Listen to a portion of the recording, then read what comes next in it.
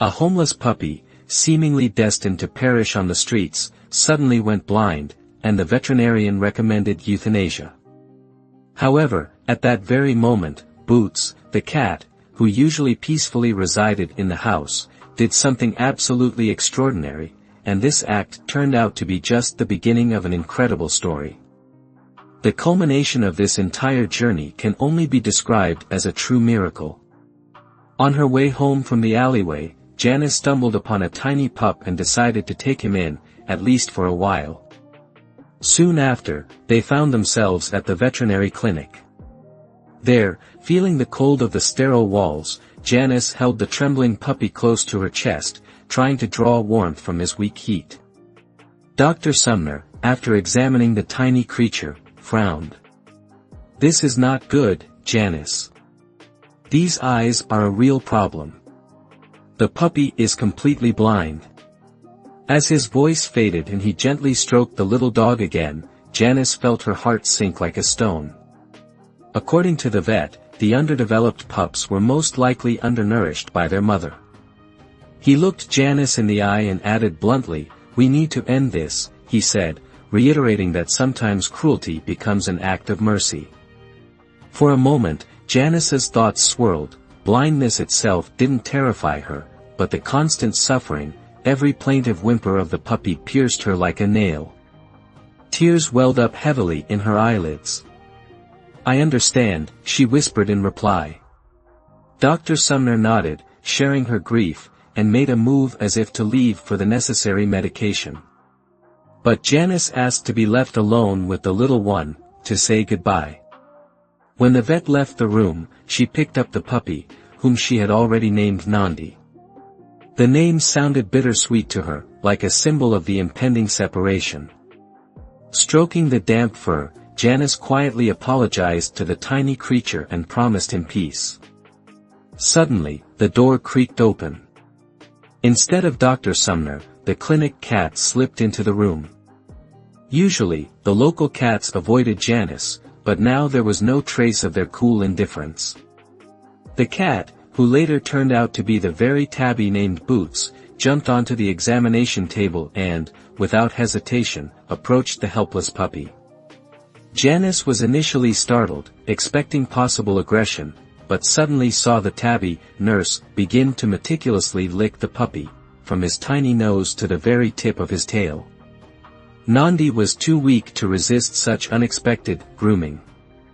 As Boots persistently licked her, the puppy's small body gradually relaxed under the rhythmic movements of the tongue. She still couldn't see anything, but the fear reflected in her unseeing eyes gradually disappeared. Janice was in shock.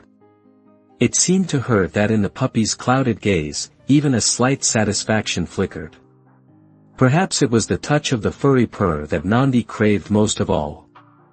The tears rolling down Janice's cheeks took on a different nature. Instead of despair, they emanated hope. In just moments, the decision about euthanasia, made under the weight of fear and pity, began to seem less clear-cut. If a grumpy clinic cat had found a way to comfort a sick puppy, should they really end his life? Just then, Dr. Sumner returned, holding a sedative wrapped in a soft cloth. But upon entering the room, he found a completely unexpected scene. The tabby cat Boots, with visible zeal, was guarding the puppy and literally wouldn't let the vet near. Nandi, still weak and unsteady on her paws, nestled against the warm side of the larger cat, and her tiny tail twitched almost imperceptibly. "I picked Nandi up," Janice confessed, sitting on a chair and looking at the pair, "but every time Boots would hiss and circle around me until I put her back on the floor." Dr. Sumner silently watched as Boots, like an experienced nanny, nudged the puppy towards a bowl of food. He reluctantly noted that perhaps they had all been too hasty with the final verdict, but warned Janice, they needed to remain realistic. The puppy was still seriously ill. She nodded silently, feeling that a firm resolve had already ignited within her. Nandi was not an ordinary pet, and therefore needed atypical care. But watching how, thanks to Boots's care, a spark of life was awakening in the puppy's eyes, Janice understood, this spark should not be left without a chance to ignite. The vet went about his business, and Janice, taking the puppy and the cat herself, took them home. There, under the watchful guidance of the tabby nurse, Nandi began to explore Janice's tiny apartment. In practice, Boots became the eyes for the puppy, to whom nature had been so cruel. The purr gently nudged with her paw if Nandi bumped into furniture, and led her to the food bowl or to the makeshift litter box. Janice, understanding all the responsibility placed on her, began to restructure her life. To help Nandi, she had to remove carpets from the rooms and leave only smooth surfaces for safe movement. Tables and chairs were moved to the walls, and the puppy's wardrobe was supplemented with a special harness collar with soft padding, which jingled when the dog walked. Under this quiet bell, Boots tirelessly followed Nandi, like a caring mentor. If the puppy strayed off course, the tabby guardian lightly touched his side, correcting the direction. Gradually, Nandi began to develop playful boldness. If she clumsily grabbed the cat's tail, she would immediately receive a light tap with a paw, like a friendly warning.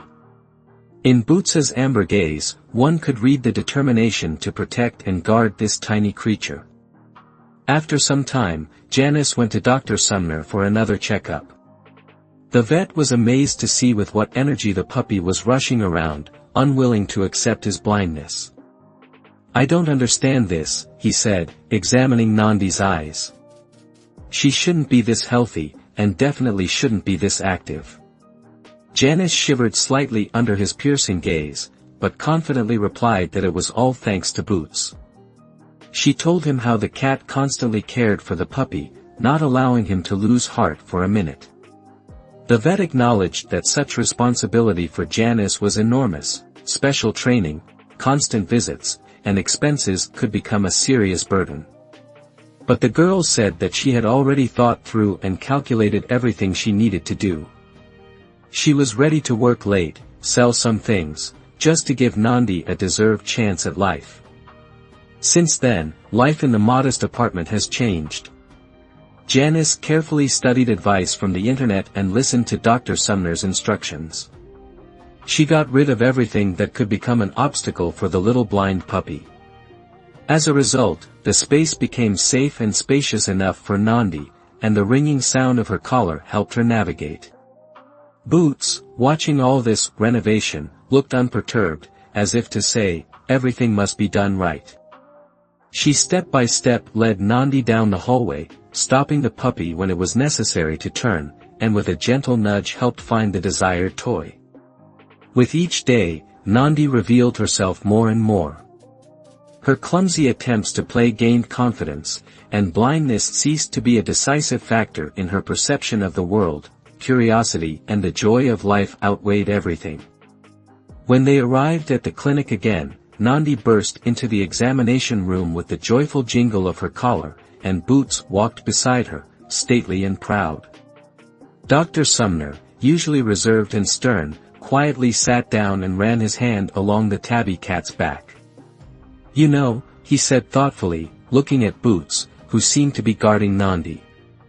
It turned out that long ago, this same cat had come to the clinic with severe injuries and had been deprived of sight for a long time. She couldn't see for 5 months, Sumner admitted, as if only now realizing the true nature of the cat's care. Outside, a light breeze rustled the treetops, letting sunlight through onto the path. Nandi grew up and turned into a strong, cheerful dog. She playfully chased after the invariably agile tabby cat.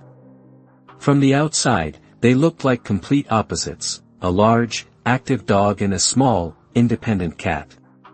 But in their movements, an amazing harmony shone through.